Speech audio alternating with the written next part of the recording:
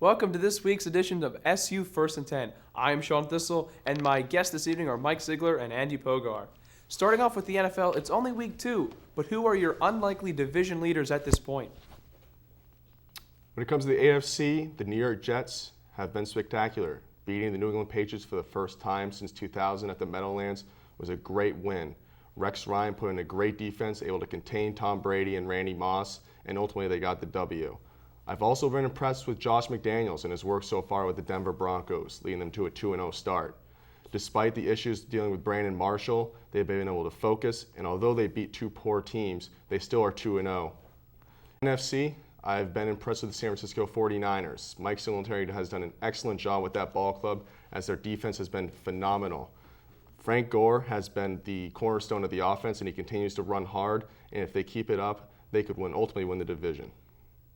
Yeah, I have to agree with you, Andy. First, starting with the Jets, the main concern going into the offseason for them, of course, was that of the quarterback position.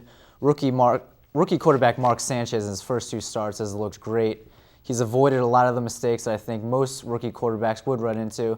He's looked very calm and confident in the pocket, stepping up into all of his throws. On the other side of the ball for the Jets, the defense has looked absolutely phenomenal. They constantly were putting pressure on Tom Brady this last weekend, never let him set his feet, never let him be confident in the pocket, and the Jets look great overall. My second team would have to be the San Francisco 49ers too. Sean Hill, though, I think is going to be the key to their success. He has to play mistake-free football, which he's done so far. Other than that, all the Niners have to do is unleash Frank Gore. Switching over to Major League Baseball, Jim Tracy took over the Colorado Rockies just a little over 4 months ago, and now the Rockies are only 5 games back of the Dodgers when they were originally 13 games back. Do you think he can lead his team to the playoffs and maybe pass the Dodgers? It was on May 29th that the Rockies decided to make a change, firing Clint Hurdle. At that time, they were 18-29. Since Jim Tracy has took over, their team is 67-37. Quite remarkable. I think that they do have a great chance. They are 5 games up on the Atlanta Braves and 7.5 games up on the Chicago Cubs. Although they have faced the Cardinals and Dodgers, 9 of their last 12 remaining games are at home. I think that'll work great to their advantage. Yeah, I have to agree with you. I think they can make another playoff run. Jim Tracy has done an outstanding job with this ball club. I remember just a few years ago, they were the hottest team going into the postseason, knocked my Phillies out of the postseason, and I think Jim Tracy has this team definitely going in the right direction. We all know how hot the bats can get for this ball club. I'll be interested to see down the home stretch if the pitching can hold up. The Detroit Tigers right now only have a slim 2.5-game lead over the Minnesota Twins. Now, the Twins did lose Justin Morneau for the rest of the season. Do the Twins have enough to catch the Detroit Tigers, which had the lead for most of the season? I don't think so, Sean. I know that 6 of their 12 remaining games are against the Kansas City Royals, but the pitching for the Tigers will help them out. Justin Verlander, All-Star Edwin Jackson, and Rick Porcello. They face the Cleveland Indians and then face the Chicago White Sox before playing at home against the Minnesota Twins. I think already the division will be closed out before them, but if not, expect manager Jim Leyland to start those 3 pitchers against the Twins. Yeah, I haven't really been impressed with the Tigers overall as a division leader, but as far as the Twins go, without Justin Morneau, I don't think they have the firepower to catch up to the Tigers. Morneau was leading the team in home runs and RBIs. The Twins collectively as a team, you can't replace someone like Justin Morneau. Although they have another great player in Joe Mauer, I don't think collectively they have the firepower to maintain the pace. Going back to the National League West, do you think the Dodgers have enough steam to hold on to the National League West and do some damage in the postseason, even though they've been faltering the past couple of months?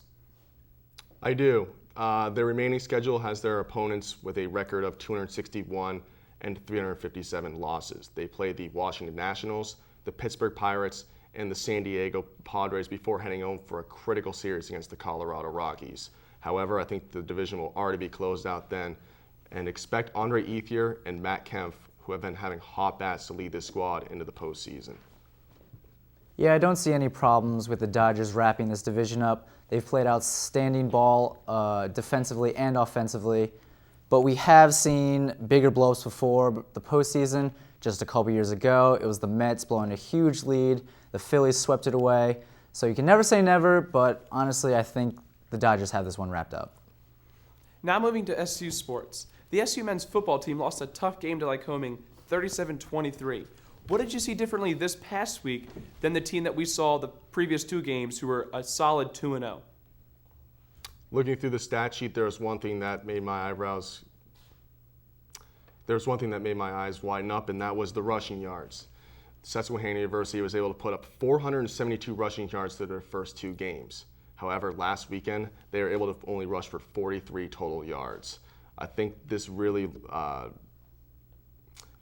Pavlitz really needs to step up, as he has a big game this weekend against the Hobart Statesmen. He's what makes this offense go, and clearly they need the rushing yards to go up if they want to win. Yeah, Andy, if you would have told me that before last weekend's game that SU would have only rushed for less than 50 yards, I probably would have just laughed at you. Dave Pavlitz and the O-line have done an outstanding job this year, put up monster numbers, really been working well together. We just couldn't establish the run game last weekend, simple as that. Although Palazzi did have, an okay game, nothing against him, I'm sure Coach Briggs would much rather not throw the ball 42 times. I would rather be handing it off to his senior tailback.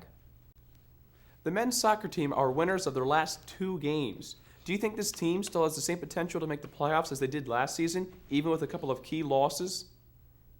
I think what you got to understand, Sean, is that through the 71 years that this soccer team has been in existence, 2008 was their best year.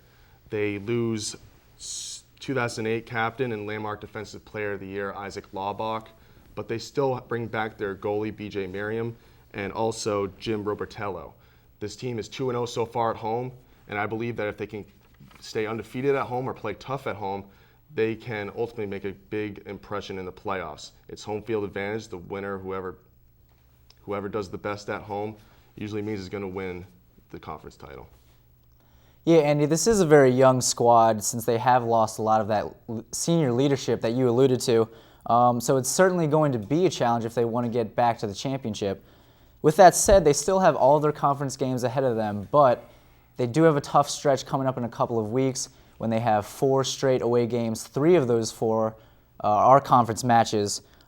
So this is the team, though, that can play with the best of them. I personally was at the away match when they played, at the time, 10-ranked York College, and they only lost to them 1-0.